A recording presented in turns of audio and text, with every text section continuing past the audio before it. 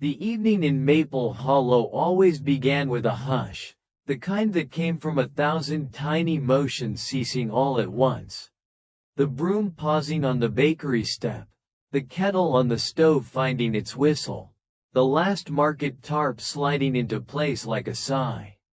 When the church bell gave its single, rounded note, the town's lamps bloomed in a soft sequence. One, then another, then 10 in a row like beads on a string pulled gently through dusk. Elowen liked to stand at her window for that moment. She would wrap her wool shawl around her shoulders and watch the lights turn the leaves into stained glass. A drift of cinnamon and clove crossed the square from the bakery, and beneath it, the quiet scent of wet wood, fern, and the river, which combed itself with moonlight as neatly as a cat. Her lantern hung on the nail by the door, an heirloom with a ribbed glass belly that held a flame as steady as a held hand. When she took it down, the flame always brightened, as if it remembered her. Just a walk, she whispered to the house, a small habit of politeness that made the floors creak kindly when she returned. The latch clicked. Outside, the air met her in its autumn way, cool and tidy, smelling faintly of apples. Leaves skated across the cobbles with a delicate scrape. Above the roofs, the sky was a bowl of velvet with one early star resting in it like a spoon. Elowen kept to the edges of the square where the light puddled deepest. Maple Hollow was a place of good edges. The bakery's edge, for instance, where Mr. Calloway set a plate of sugar-dusted rolls, by accident, on the sill at closing time, which by accident always faced the street, which by accident were still warm when anyone happened to pass. Elowen happened to pass. Mr. Calloway's white eyebrows lifted like gulls. "Evening, Sparrow," he said, using the nickname he had given her when she was small and light enough to perch on the counter. "You'll be taking one of these mistakes off my hands."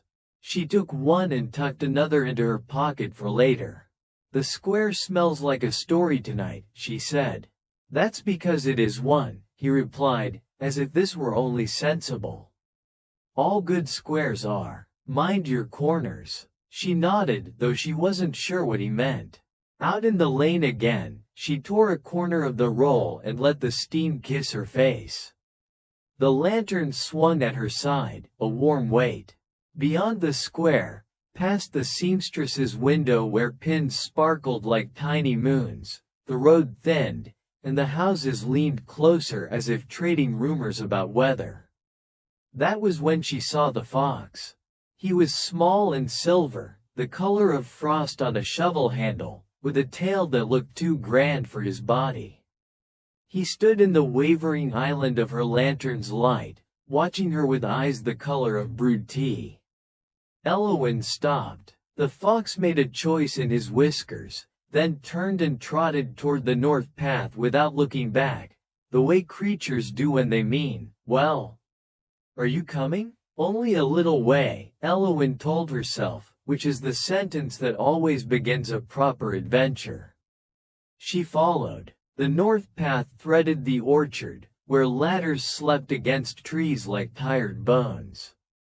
Above her, apples hung like small moons with tiny freckles. The fox did not hurry. He flowed. When he reached the stone bridge, he paused so that she could catch up. The river beneath was slow at the edges and busy in the middle, like a kind grandmother at a fair. Elowen leaned over the rail, her breath blooming pale. The lantern lit the water, and for a moment she saw coins winking in the shallows, wishes, sunk and softened. "Have you taken many?" she asked the fox, though she meant the river. The fox's ears turned as if to catch the tale the current told. He stepped onto the bridge and crossed, paws silent on old stone. Elowen followed again, the roll in her pocket a warm promise against her palm. On the far side, the path narrowed and the trees thickened. Leaves whispered around her lantern's light. The fox slipped beneath a roped-off arch of hawthorn where a wooden sign read, "Clocktower, no entry, repairs."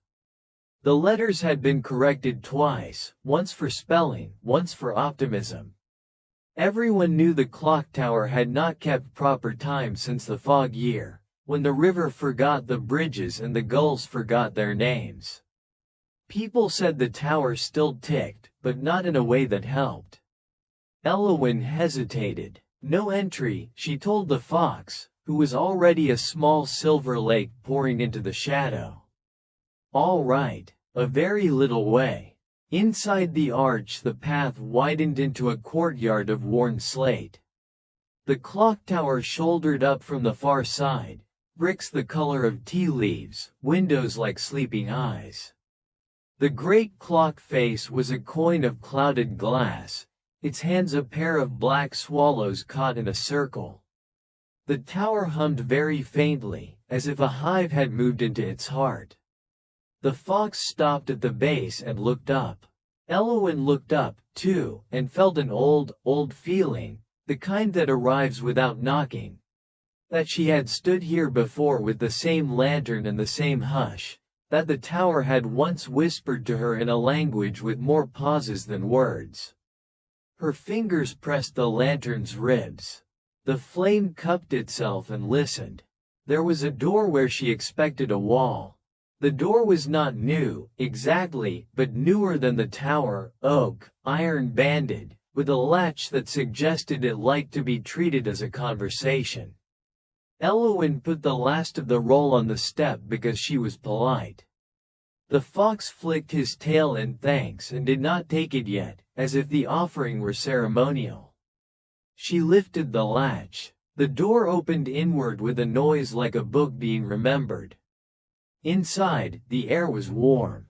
Not the sticky warmth of crowded kitchens, but the patient warmth of old wood that had kept people company before. The stair curled up, narrow and deliberate. The tower's hum grew clearer, tick-tock, but not exactly, more like hush, rest, hush, rest. Elowen climbed, her lantern throwing tame light across the stones. On the first landing, she found the clock's maintenance room. Tools rested in their places as if they had put themselves away. Coils of cables slept like sleeping cats. On the table, a notebook lay open. A sprig of pressed fern marked a page. In the margin, a hand had written, "Time should be kind.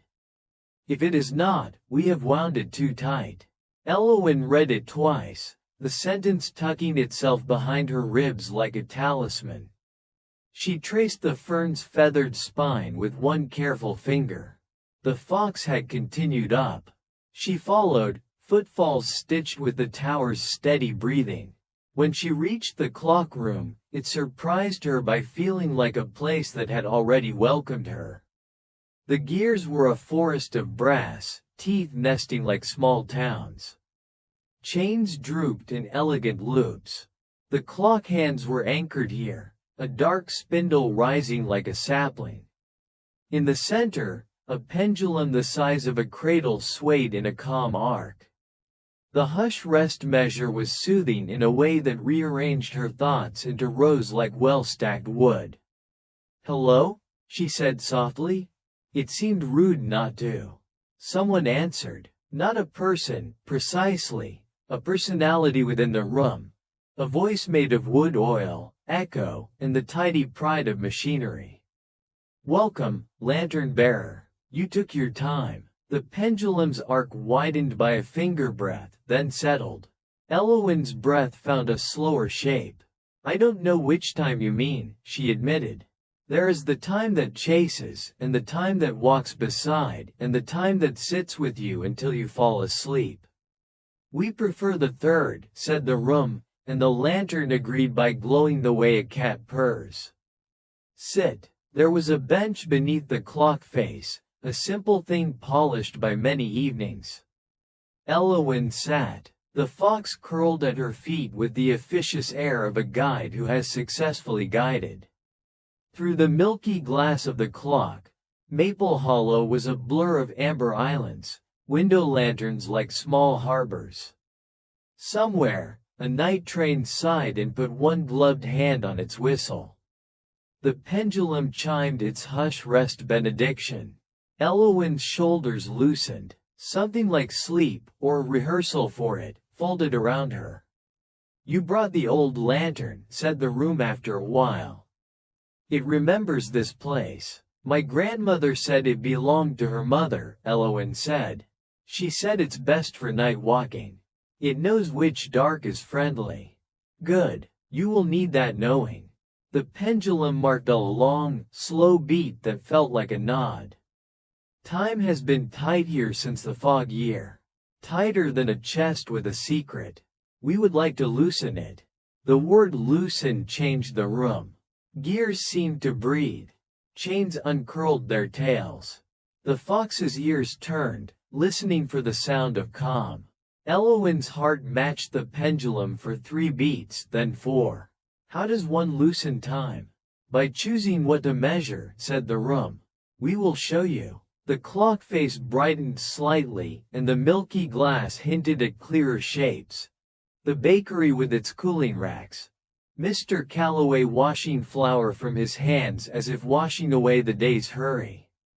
The seamstress, unpinning a dress from the window mannequin, the pins clinking into a tin like rain. The river carrying a bruised leaf toward a place where it would unbruise. When time is set by these, it goes gently. "Would you help us set it?" Elowen closed her eyes. She was not brave in the way of storms or speeches, but she could be brave in the way of quiet tasks carried well. "Yes," she said, and the lantern brightened in agreement, which is one way a yes becomes a vow. "Then begin by sleeping," said the room, who was wise. "The kind of sleep that oils a hinge. We will hold the town's breath until morning." Elowen leaned against the bench back and let the hush rest swing under her bones. The fox's breath ticked beside her, small metronome. Outside, the leaves kept falling in their unhurried way, each leaf taking the exact time it needed to touch the ground. The clocktower watched over Maple Hollow and, for the first time in a long while, decided that midnight could be something other than a deadline. It could be a doorway. It could be the first slow leaf. Elowen slept. Morning arrived in Maple Hollow not with fanfare but with a soft exhale. A pale sun lifted itself above the orchards, and the river yawned with a silver stretch. Mist clung to the cobbles of the square, reluctant to leave. The lamps went out one by one as if someone were pinching candles between 2 careful fingers. Elowen woke to the hush-rest rhythm still echoing in her chest. The clocktower's pendulum seemed to have left a gentle echo beneath her ribs, a second heartbeat slower than her own. She pressed her palms against her shawl and smiled. She had slept the kind of sleep that oils a hinge, exactly as the tower had wished. The fox was waiting at her doorstep, tail curled around his paws like a cushion. When she opened the door, he rose without hurry and trotted a few steps toward the square, glancing back with the calm authority of one who knows the morning's errands. "All right," Elowen murmured. "Lead the way." The village was stretching awake. The seamstress opened her shutters, and tiny motes of dust swam out into the air like sleepy minnows. A boy with hair the color of straw carried a basket of kindling across the square, his boots squeaking with each step. The air smelled of damp leaves, ink from the post office, and, most inviting of all, bread. Mr. Calloway's bakery leaned in at the corner as though it had been eavesdropping on every dream in town. Warmth puffed from its chimney, and a bell over the back door sang when the fox pushed it open with his nose. Elowen followed, ducking under the frame. Inside, the heat was the kind that came not from fire alone but from patience. Dough rose on wooden boards like round pillows, their surfaces dusted with flour that looked like first frost. Mr. Calloway stood at a long table, his sleeves rolled, his hands sunk into a mound of dough that yielded like memory. His eyebrows twitched upward when he saw her. "Ah, Sparrow," he said, "you've brought the morning with you." Elowen laughed softly. "I think it was already here." He nodded toward the fox, who had hopped onto a flour sack with an air of belonging. "And you've brought him, too. He's a connoisseur of crusts, I've learned." The baker pressed his palms deep into the dough, folded, turned, pressed again. Each movement was deliberate, unhurried, almost like prayer. "Bread has its own clock," he said. "Ignore it, and you chew regret. Follow it, and you taste forgiveness." Elowen came closer. "The clocktower spoke to me last night," she whispered, unsure if she should say such a thing aloud. But Mr. Calloway only nodded, as though this was natural. "Of course it did. That tower's been waiting for someone with a listening lantern." He dusted flour from his fingers. "And if the tower trusted you, then you must help with the remedy. Our town's time has been too tight. People hurry where they needn't, sleep too little, sigh too much. We must teach it to loosen." He pushed a small lump of dough toward her. "Here, this recipe is called the loaf of long afternoons. You knead it not with numbers but with memories. Each press is a kindness recalled, each fold a forgiveness remembered. Only then does it rise properly." Elowen placed her hands on the dough. It was cool and shy, clinging slightly to her skin. She pressed and thought of her grandmother braiding her hair by the fire, of her father teaching her to whistle like a blackbird, of Mr. Calloway himself placing warm rolls on the sill. With each kindness, the dough grew more pliant.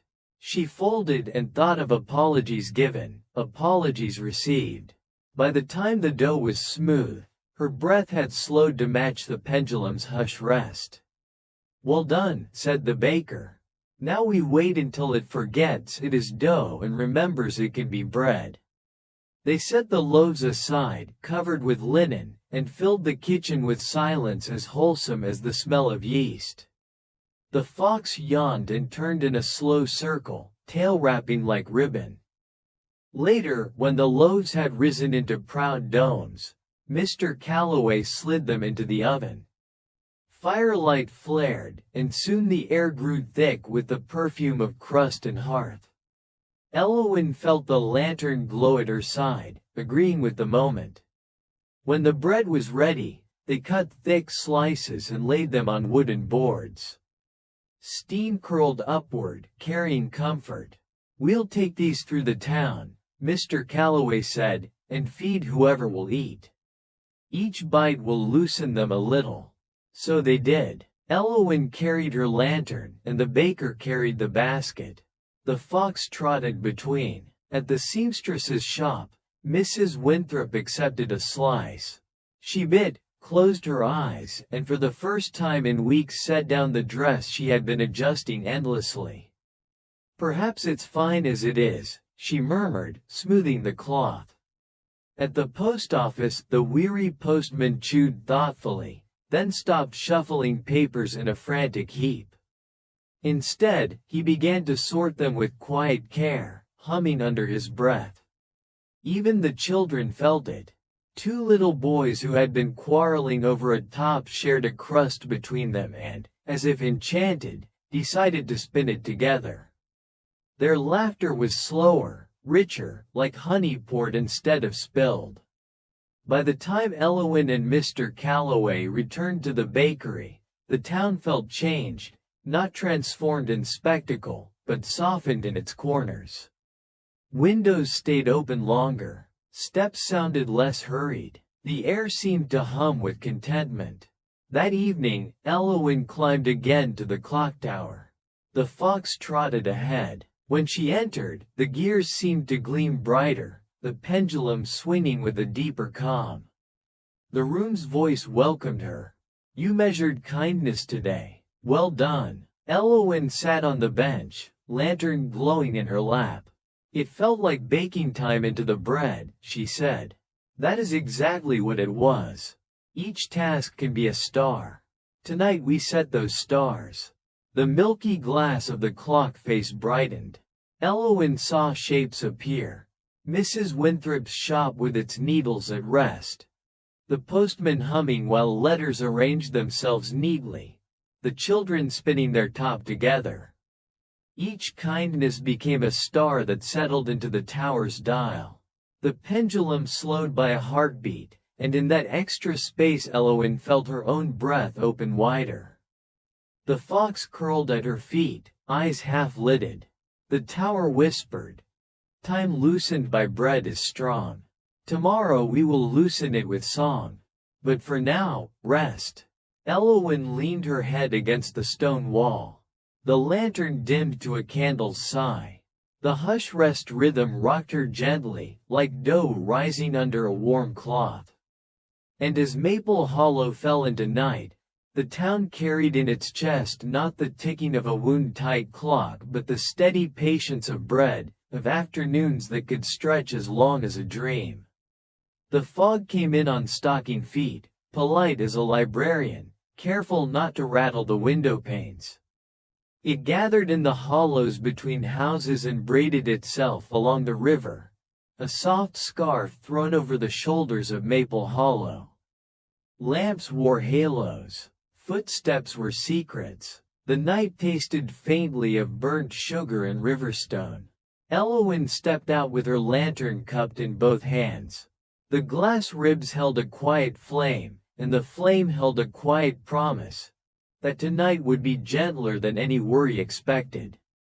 The fox waited at the gate, tail as grand as a banner but moved only by the smallest wind. He flicked an ear once and set off toward the water. They walked the lane where shutters blinked sleepy, and where cats practiced the art of being doorstops. A choir of kettles sang through various kitchen walls and then fell silent, as if they, too, had turned to listen for something approaching. Down by the landing, the fog thickened until the lantern light looked like a warm coin pressed between its fingers. A note slipped through the fog. One note, alone and clean, the kind of sound that does not hurry to explain itself. Another followed, then three in a row, like soft stepping stones laid across the river. Elowen felt her shoulders drop, the way a bird drops its wings to settle. The fox's whiskers aligned with the sound, tremoring at the edges of hearing. They found him at the bend where the landing met the willow. He sat on a turned bucket, coat buttoned high, boots scuffed, hair pulled back with a piece of blue string. His instrument rested against his knee, a cittern with a body the color of tea left too long in the cup, strings that had been tuned and retuned until they remembered. The player's name, Elowen would learn, was Sorrel. He glanced up as they approached, smiling as if they'd been expected. "You brought a good lamp," he said, nodding at the lantern. "That kind of flame knows how to listen." "It does," Elowen replied, surprised by the accuracy of it. "So do you." Sorrel tipped his head. "I try. This town has been sung at by clocks and whistled at by trains and barked at by schedules. It could use a little listening back." He plucked a chord that tasted like warm stone and mist. The willow leaves shivered, then stilled. "I'm Elowen," she offered. "This is," she hesitated, because the fox did not speak his name, and some names are a fox's own. "My friend." Sorrel's eyes crinkled at the corners. "I'm Sorrel. I play for travelers who aren't traveling.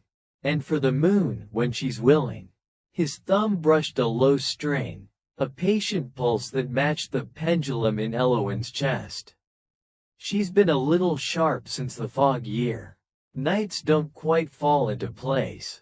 Dreams begin with their shoes on." Elowen sat on the wooden edge of the landing. The river slid by as if it were thoughtfully considering each stone. "The clock tower asked me to help loosen the town's time," she said, feeling the sentence land with the careful weight of truth. Sorrel nodded as if they had skipped 6 small introductions and arrived at the necessary one. Then we're colleagues. I've been making set lists that soften the corners. Tonight I'm rehearsing a waltz for windows left ajar and postscript for footsteps on wet wood. If we get it right, the moon will lean her ear toward us. He looked up. She's bashful, but not immune to charm. The fox circled twice and lay down, tail tunneling around his nose. Elowen rested the lantern by her knee and let the cittern's first tune begin. It was not a song that started at the beginning. It started in the middle, where most nights live, at the breath between a thought and its echo, at the moment between placing a cup on the table and the tiny sound it makes. Sorrel's fingers walked a pattern of 3 that did not require counting because it counted itself. 1 step for the river, 1 for the fog, 1 for the breath of the listener. It was a waltz, but for quiet things. The tilt of a shutter in a mild wind, the blank page a letter chooses before ink touches it. People arrived the way leaves fall, singly, then in pairs, then in a small benign drift. A woman with flower on her sleeves. A man carrying a folded quilt. 2 children who had promised sleep to their mother and then ran out of the promise when the first note sailed into the lane. They came and arranged themselves without fuss. Some sat, some stood with hands of their coats in their pockets. Everyone's breath recalibrated. Sorrel changed keys as gently as someone turning a pillow to the cool side. This next one, he said softly, is for the sliding of kettles across stovetops, for the moment the handle is warm but not hot. He played tea at the border of boil, and the river smiled in its invisible way. Elowen felt her lantern radiate an even kindness, as if approving the order of the world. The fox's ears flickered in pendulum time. A girl no taller than Elowen's waist tugged at her shawl. "Does your lamp make the music softer?" she whispered, capital S serious. Elowen kneeled so their eyes were level.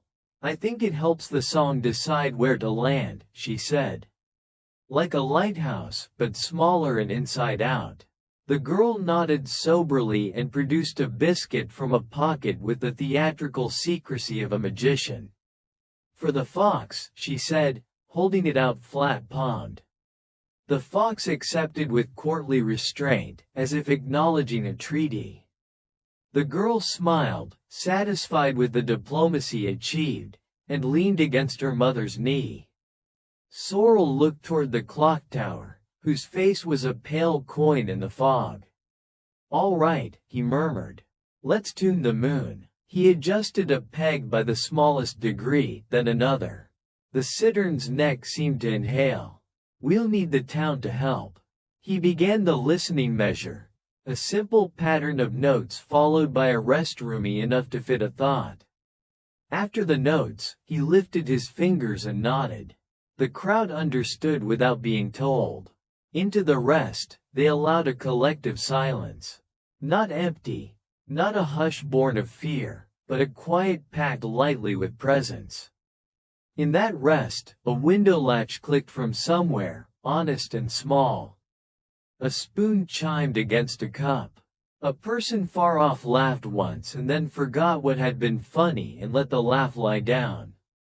Sorrel played again and rested again. The rests grew a fraction longer, like a cat testing the lap of a chair and deciding to stay. Elowen felt the pendulum in the tower slow 1 hair. She imagined the gears listening with their teeth. She lifted her lantern a little higher and could nearly feel the town's breath catch and open, in time with the notes. The moon rose behind the fog like a coin beneath linen. Her edges blurred. Her light made halos upon halos. Her face was shy. Sorrel shifted to postscript for footsteps on wet wood, a tune that knew how to make room for memory without making a mess of it.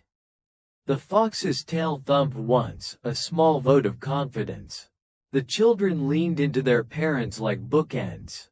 Elowen felt a need to do something and understood that the something was simply to stay.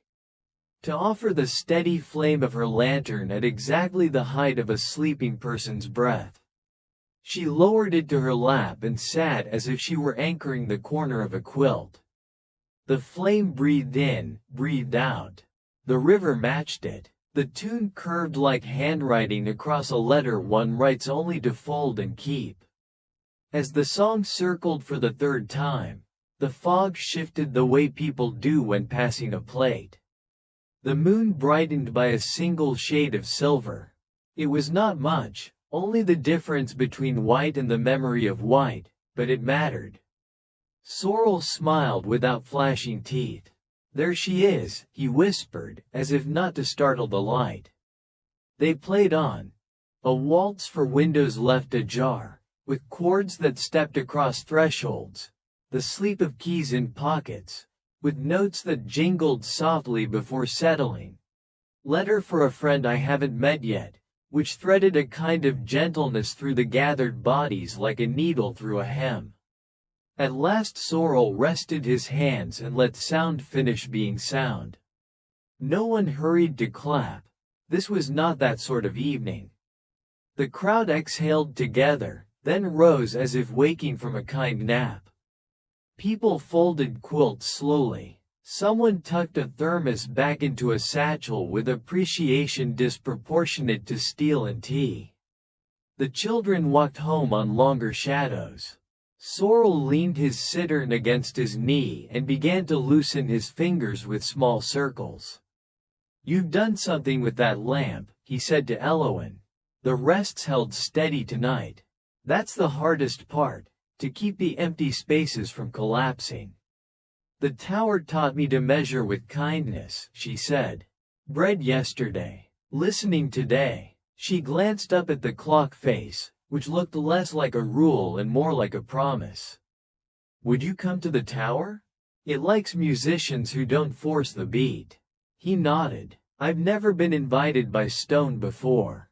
Let's accept." They climbed the stair together. Elowen, Sorrel, and the fox, who took the steps like a poem written in 4 short lines. The tower's hum met them halfway, recognizing the pattern of their breath. When they entered the clock room, the gears greeted them in their gleam and the pendulum welcomed them with a wider arc. "You have tuned the listening," the room said, voice threaded from oil and old wood. "Show us the rests you found." Sorrel set the cittern on the bench and, with the reverence of placing a loaf on a table, laid his fingers against its strings without pressing. He did not play. He simply showed the tower the space after a note. Elowen held her lantern so its light touched his hands and the pendulum in the same breath. The fox lay down on the stone, paws tucked, readiness made calm. The milky glass brightened again. Across its face, scenes appeared like constellations. A kettle lifted before it could shriek. A letter paused above paper to choose a kinder word. A door held half open so a neighbor could catch up. A quilt shaken once and not fussed over again. Each rest settled into the clock like a bead into its setting. The tower sighed, the slow sound of a library shelf accepting another book. "We will keep these," the room said. "Time loosened by listening is deep. Tomorrow you will meet the inland lighthouse. It knows how to cast gentleness over distance." Sorrel ran a finger along the cittern's neck, not to play, only to greet. "Then we'll bring the music there," he said. "Light and tune travel well together." Elowen wrote in the notebook with the pressed fern, "Bread, listening." Her handwriting swayed a little, accommodating the pendulum's slow approval. Underneath, she added, "The moon leaned in." The tower's voice lowered as if speaking through a folded blanket. "Sleep now. Leave the rest to us." The pun passed like a small smile through the room. Even stone enjoys wordplay when the hour is warm enough for it. They descended. The square had thinned to footfalls and the distant clink of a spoon. The moon looked less shy, her light a softer silver more suited to windowsills and the napes of resting necks. Elowen walked Sorrel to the willow. He hoisted his instrument case and bowed, not as a performer, but as a companion nods to another at a doorway. "Tomorrow," he said. "Tomorrow," Elowen answered. She went home by the path that remembers feet. The fox trotted ahead, then behind, then exactly beside, demonstrating every possible way to keep company. At her door, Elowen lifted the latch. "I'm back," she told the house. The floors creaked kindly, as floors do when they've learned your weight and your ways. She hung the lantern on its nail. The flame settled to a purr. In bed, she lay on her side and felt her breath borrow its shape from the pendulum's hush-rest swing. Outside, the moon washed the street in thin milk. Somewhere downriver, Sorrel tested a single note and left it there, like a shell on a windowsill. Maple Hollow drifted. Dreams arrived walking softly in socks. The night did not press or pinch. It widened, from edge to gentle edge, like a quilt shaken once and then left perfectly imperfect. And when sleep found Elowen, it did so the way a leaf meets the river, without splash, without argument, with a certainty that looked exactly like peace. Morning arrived pearly and mild, the sort of light that doesn't knock but simply sits nearby until you notice it. Elowen woke to the quiet certainty that today would take its time. The fox was already posted at the threshold like a small silver constable. His tail flowed around his paws like a scarf someone had remembered to bring. When Elowen lifted her lantern from its nail, the flame stirred as if it had been listening all night and was pleased with what it heard. "The lighthouse," she told the fox, and the word felt right in her mouth, a pebble polished by river and thumb. They set out. They left the square by the north path, passing Mr. Calloway's window where a row of cooling loaves exhaled cinnamon and forgiveness. The seamstress had pinned a finished dress to her mannequin and written perfect as a neighbor of stuck. "We'll visit another street" on a scrap of paper by the display. A note in the post office window read, "Closed for 10 quiet minutes. Letters enjoy being sorted kindly." Maple Hollow seemed to be learning how to step aside from its own hurry. Beyond the last fence, the path shouldered into the orchards and then kept climbing until the ground remembered it used to be a hill. At the crest stood the lighthouse that faced the wrong way and therefore, perhaps, the right way. Stone-sided, lantern-topped, its big eye turned toward the town instead of the sea. Its paint had weathered to a forgiving gray, like a sweatshirt older than grief. The brass rail around the gallery winked under the weak sun. Below the gallery sat a door blue as the inside of a teacup. Elowen knocked with 2 knuckles. The sound went into the door and came back warmer. "Come," said a voice shaped by cardigans and kettles and the practice of not interrupting. The door opened to reveal Mrs. Murray, keeper of the Inland Light. She wore a sweater the color of rained-on slate and an apron dusted with a constellation of flour. Her hair had become the white of winter spent being useful. Her eyes were pale as Edelweiss and as kind. "You've brought the lamp that listens," she said, pleased but not surprised. "And the fox who signs all important documents with his tail."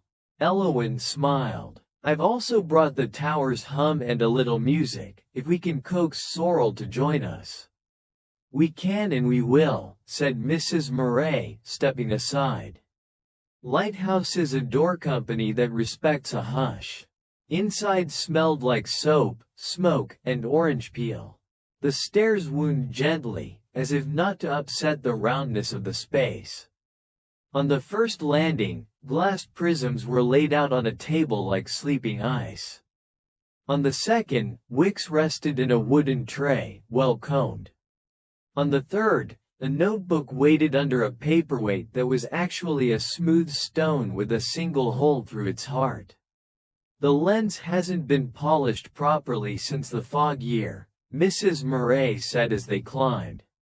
I've kept it good enough, but good enough leaves shadows in the corners.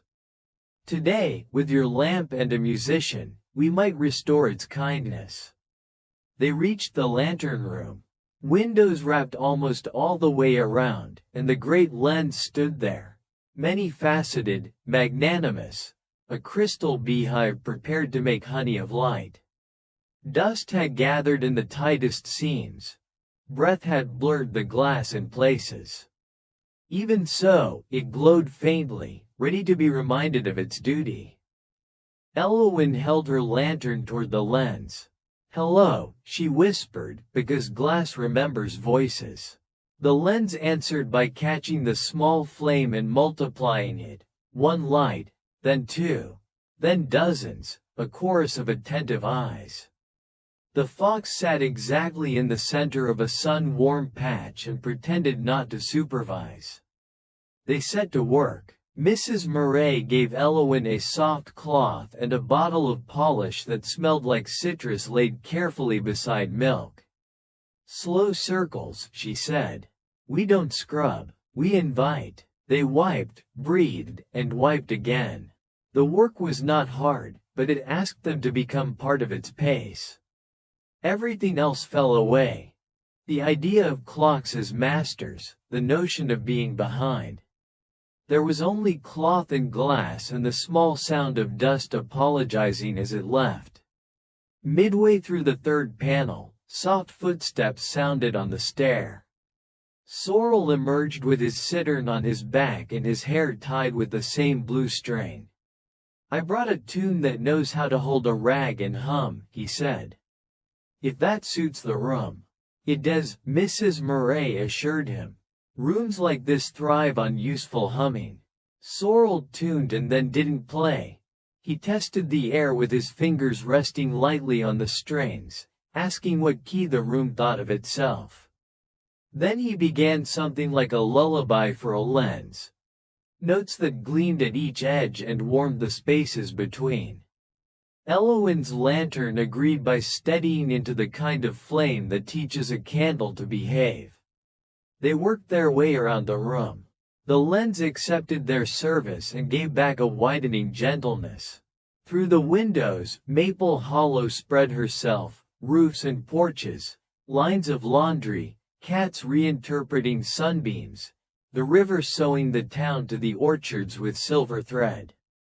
With each polished facet, the light sharpened not to a blade but to a softness so precise it could find any tender spot without pressing too hard. When the last pane shone like a promise, Mrs. Murray set down her cloth. "Now we show the town what it looks like when someone looks at it kindly," she said. "Elowen, would you place your lantern in the cradle?" "Sorrel, find the cord that keeps a beam from wobbling." The cradle was a brass ring inside the lens, the heart of the lighthouse. Elowen slid the lantern into place. Its ribbed glass belly sat there as if it had been waiting all along. The flame swelled a fraction, then settled. Sorrel played a low, patient chord, the kind of sound a harbor makes for boats that return on time because time loves them back. Mrs. Murray turned the great handle that directed the lens. The light gathered itself and poured outward in a tender sweep that did not cut, did not command, it invited. The beam walked over the town. It crossed Mr. Calloway's baker's paper, which looked briefly illuminated from within. It slid gently through the seamstress's window and laid its hand upon a pile of mended clothes. It paused at the post office and warmed the place where the tired clerk kept his tea. It touched the willow and gave it a silver thread to braid into its leaves. It found the clock tower's face, and the milky glass brightened as if smiling in a language learned long ago. Elowen felt, rather than saw, the tower answer. The hush rest swing deepened. The room she would return to later opened itself by one beat wider. The beam and the pendulum matched. Somewhere, a train slowed to enter the station at a minute that made reunions easier. The lighthouse hummed, low stone, clear glass, brass and wick and flame. "It's ready," Mrs. Murray said, and even as she spoke she was already performing small adjustments only keepers understand. The angle of a screw, the comfort of a hinge. "Ready for what?" Elowen asked. "For the ceremony," said the fox, not with words but with a look so definite it might as well have been a sentence. They set the time for dusk. In Maple Hollow, word travels best by roofs and river and people who pretend not to gossip but do so beautifully. By evening, the square wore its best hush. Quilts and thermoses arrived. Children were dressed in sweaters that remembered them from last year. Even the fog came early and politely, as if it had reserved a seat. On the clocktower's landing, Elowen laid the notebook with the fern open to a blank page. Ceremony of looser hours. Sorrel stood beside her, cittern tuned to the key of lanterns. Mrs. Murray had brought the beam down the hill. No one saw her carry it, but there it was, a soft ribbon waiting to be tied. Mr. Calloway arrived with baskets of loaf of long afternoons sliced into moons. The fox sat in the front row, tail tucked, expression grave. A guildmaster convened. The ceremony had no announcements, it unspooled like breath. First came bread. Mr. Calloway passed slices hand to hand. People held them the way you hold a letter addressed to you in a familiar curl of handwriting. They ate without hurry. Chewing gave their thoughts something to lean against. Elowen saw shoulders drop in quiet succession, like birds landing on a wire.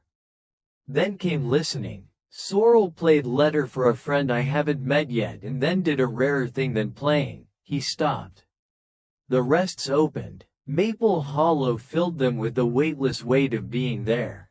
The tower heard. The pendulum nodded. The lighthouse beam made a tiny adjustment you'd only see if you'd spent a life watching light.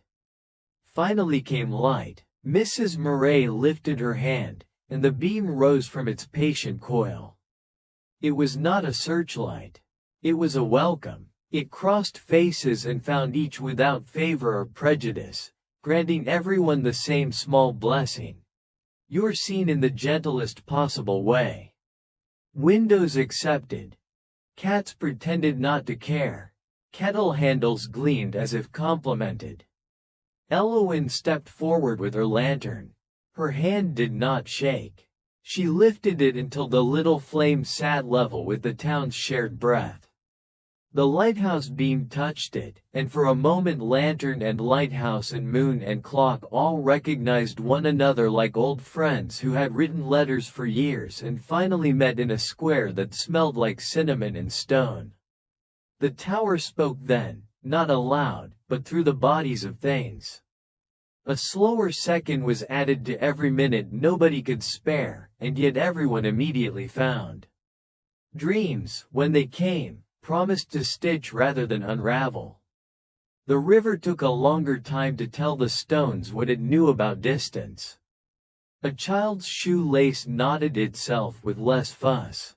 The postman would discover tomorrow that he had already done Friday's sorting and couldn't remember when, only that it felt like breathing. Elowen wrote in the notebook. Bread loosened our hands. Listening loosened our speech. Light loosened our looking. Together, they loosened the hour that had been afraid to open. Time should be kind. If it is not, we have wound it too tight. Today, we unwound it with ordinary mercies. She underlined ordinary because it seemed the braver word. The fox rose, padded to the center of the square, and, in a gesture part ritual and part fox, laid his tail across Elowen's feet. A warmth climbed her shins like a knitted stocking being pulled up by careful hands. The town exhaled. Somewhere, an upstairs window closed softly with the finality of contentment. People lingered after ceremonies the way tide lingers on shore, pulling back slowly, leaving gentle evidence. They talked without corralling each other's sentences. They collected quilts. Someone passed Sorrel a jar of plum jam with a label that read, "Payment for rests." Mr. Calloway took the last 2 slices to a pair of night watchmen who had always assumed the town must be guarded from the outside. Tonight they were guarding something different, the space inside the hour. Elowen and Mrs. Murray climbed to the lighthouse once more to bank the light. Sorrel went with them, his instrument case uncharacteristically light on his shoulder. At the gallery rail, the town spread out in small, deliberate lights. Windows breathing, porch bulbs yawning, lamps holding hands with moths. The clock tower's face looked softer, as if its numbers had decided not to be so pointy.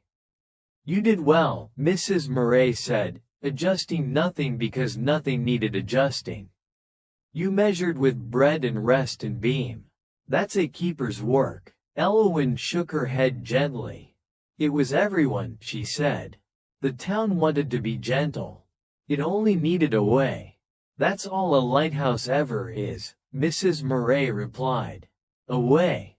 They stood there for a while, doing nothing important except being important to the night.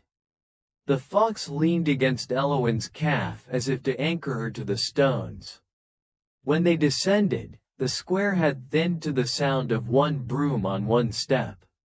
The moon had dropped a shade, becoming more milk than silver. Elowen found her way home by the path that remembers you when you're tired. At her door, she told the house, "I'm back."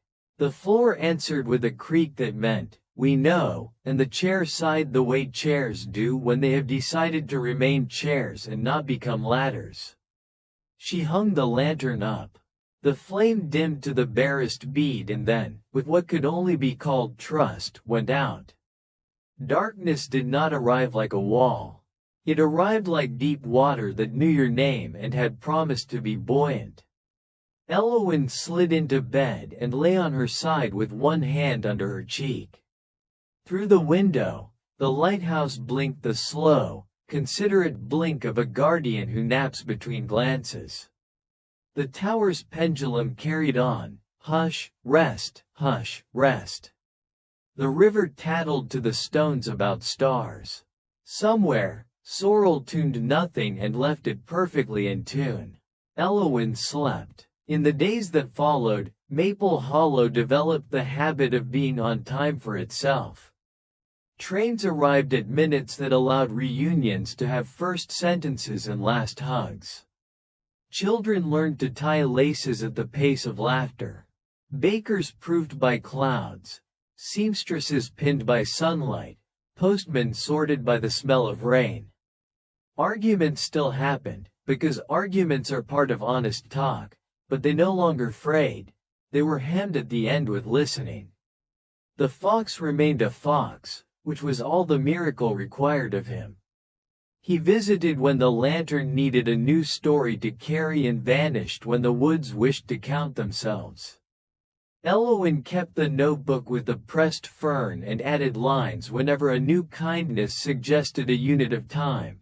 The moment of tea steaming a window. The minute of hands warmed inside mittens. The hour of walking beside, saying little, meaning much. She left the notebook under the clockroom bench for anyone who needed it and never once found a page ripped out. Sometimes, on evenings when the fog decided to attend, Sorrel played in the square. The lighthouse listened from the hill, blinking in appreciative slow motion. The clock tower tapped a restrained toe, which for a tower is the creak of an old beam learned into rhythm. Mr. Calloway wrapped slices in paper and wrote, in pencil, for later, no hurry. And when the first frost traced every roof in silver handwriting, when the orchard ladders stood like skeletal poems, and when the river pulled its mist blanket up to its chin, Maple Hollow did not tighten its clocks. It tightened its quilts. That made all the difference. If you happened to pass through the town on such a night, you might see a soft beam sweeping windows, a musician counting rests, a baker counting kindness, a fox making the rounds with a tail too grand for his body, and a girl with a ribbed glass lantern whose flame is the exact height of a sleeping person's breath. You might feel your steps match a pendulum older than any hurry. You might look at your watch and find it says what the tower says and the lighthouse agrees. Time should be kind. And then, without splash or argument, you might sleep as the leaf sleeps when it meets the ground, quiet, certain, perfectly on time.